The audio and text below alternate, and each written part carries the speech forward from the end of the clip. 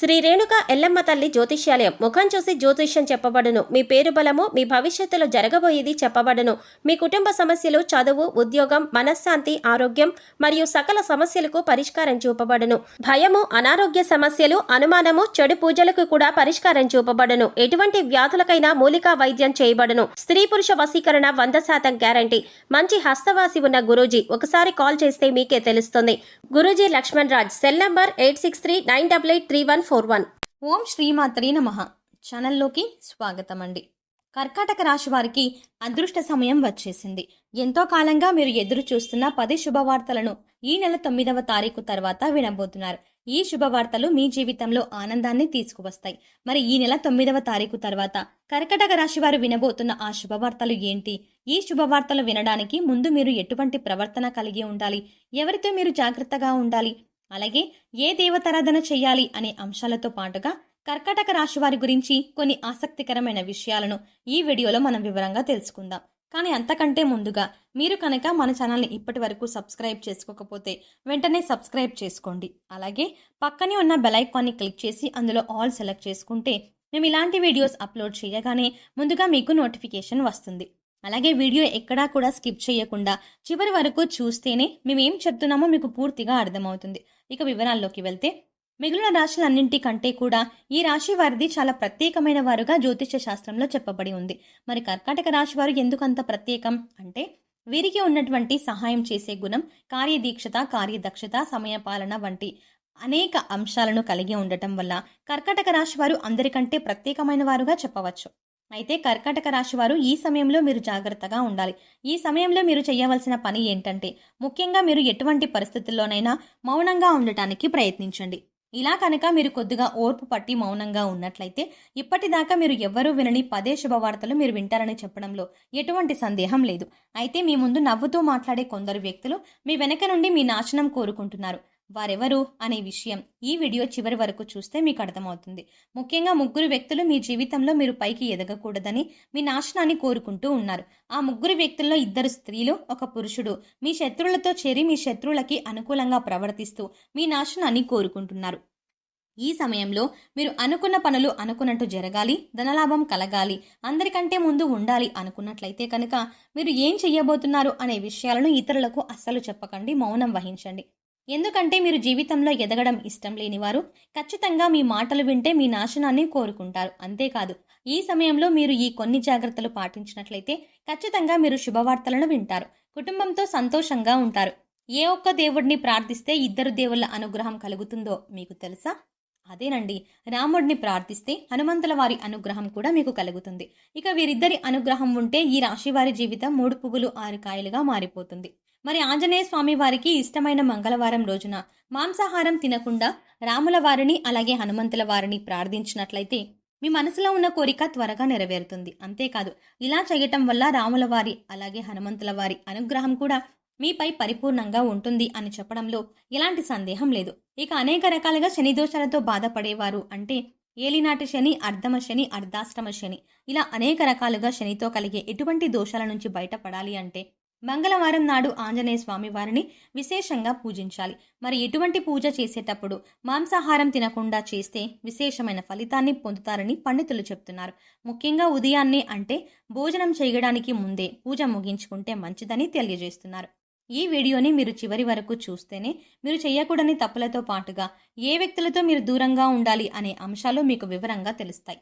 అలాగే వీడియో నచ్చితే లైక్ చేసి మన ఛానల్ని సబ్స్క్రైబ్ చేసుకోవడం మర్చిపోకండి.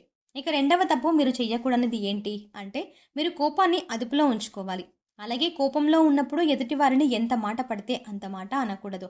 అలాగే ఎదుటి వారిని దూషించకూడదు. ముఖ్యంగా మీ దగ్గర లేని వ్యక్తి గురించి ఎదుటి వారితో నెగిటివ్గా చెప్పకూడదు. అలాగే వాడకూడని పదాలు వాడుతూ ఎదుటి వారిని దూషించడం కూడా మానుకోవాలి. ఎప్పుడైతే మీరు వాడకూడని పదాలు వాడతారో అది ఇంట్లో కానీ, మీరు పనిచేసే సంస్థల్లో కానీ, ఇరుగు పొరుగు వారితో కానీ ఎక్కడైనా సరే ఎటువంటి పదాలు అంటే ఇటువంటి పదాలు వాడినప్పుడు లక్ష్మీదేవికి ఆగ్రహం కలుగుతుంది, మిమ్మల్ని వదిలి వెళ్ళిపోతుంది. అప్పుడు మీరు పేదరికం అనుభవించవలసి వస్తుంది. ప్రత్యేకించి ఈ సమయంలో మౌనంగా ఉండాలి. ఈ జాగ్రత్తలు తీసుకుంటే కనుక ఈ రాశి వారు ఈ సమయంలో శుభవార్తలను ఖచ్చితంగా వింటారు. మీరు అనుకున్న పనుల్లో విజయాన్ని కూడా సాధిస్తారు. మిమ్మల్ని ఎవరైనా రెచ్చగొట్టినా సరే, అనకూడని మాటలు అని మిమ్మల్ని ఆవేశపరిచినా కూడా మీరు ఈ సమయంలో మౌనంగా ఉండటం వల్ల అనేక ప్రయోజనాలని పొందుతారు అనడంలో ఎలాంటి సందేహం లేదు.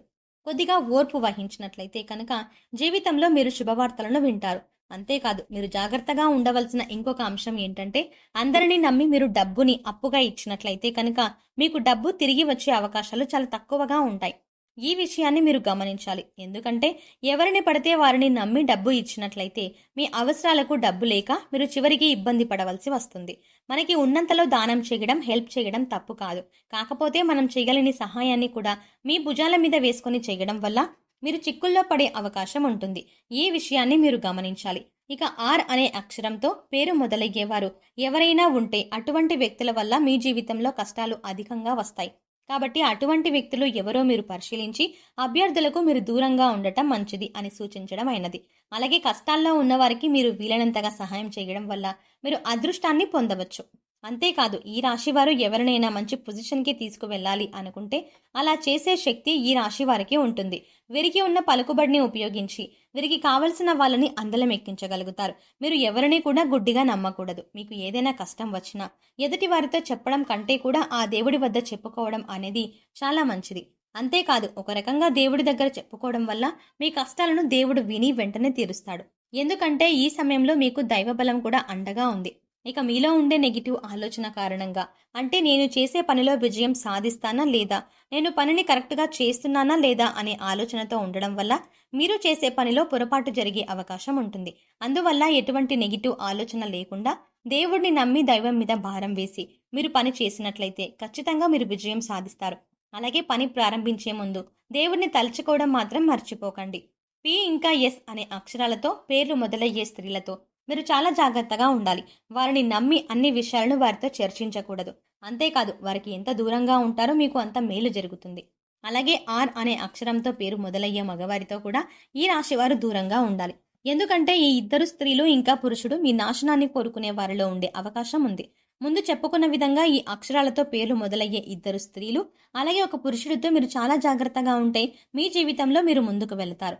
అలాగే మరిన్ని యోగవంతమైన ఫలితాలను పొందటానికి ఈ సమయంలో మీరు చేసుకోవలసిన దేవతారాధన చూసుకున్నట్లయితే గురువారం నాడు దత్తాత్రేయ దక్షిణామూర్తి వంటి గురు స్వరూపాల ఆలయాన్ని దర్శనం చేసుకోండి. మాస శివరాత్రి రోజున శివుడికి అభిషేకం చేయించుకోండి. అలాగే సోమవారం నాడు శివుడికి విశేషంగా పూజ చేసుకున్నట్లయితే జీవితంలో ఉన్నతిని పొందుతారు. సో చూసారు కదండి, కర్కాటక రాశి వారు ఈ సమయంలో ఏ విషయాల్లో జాగ్రత్త తీసుకోవాలి, అలాగే 9వ తారీఖు తర్వాత మీరు ఎటువంటి శుభవార్తలు వినబోతున్నారు, అలాగే ఈ సమయంలో మీరు ఏ వ్యక్తులతో జాగ్రత్తగా ఉండాలి అనే అంశాలతో పాటుగా ఈ సమయంలో మీరు చేసుకోవాల్సిన దేవతారాధన గురించి ఈ వీడియోలో మనం వివరంగా తెలుసుకున్నాం కదా. ఈ వీడియో మీకు నచ్చినట్లయితే లైక్ చేయండి. అలాగే మీ ఫ్రెండ్స్ అండ్ ఫ్యామిలీ మెంబర్స్లో ఎవరైనా కర్కాటక రాశి వారు ఉన్నట్లయితే వారితో ఈ వీడియోని షేర్ చేసుకోవడం మాత్రం మర్చిపోకండి. కానీ అంతకంటే ముందుగా మీరు కనుక ఇప్పటి వరకు మన ఛానల్ని ఇంకా సబ్స్క్రైబ్ చేసుకోకపోతే వెంటనే సబ్స్క్రైబ్ చేసుకోండి. అలాగే పక్కనే ఉన్న బెల్ ఐకాన్ని క్లిక్ చేసి అందులో ఉన్న ఆల్ అప్డేట్ని సెలెక్ట్ చేసుకోండి. అలా ఆల్ అప్డేట్ని సెలెక్ట్ చేసుకోవడం ద్వారా మేము చేసే ప్రతి వీడియో అప్డేట్ మీ మొబైల్కి ముందుగా నోటిఫికేషన్ అందుతుంది. మరో చక్కటి వీడియోతో మళ్ళీ కలుద్దామండి. ఓం శ్రీమాత్రే నమః.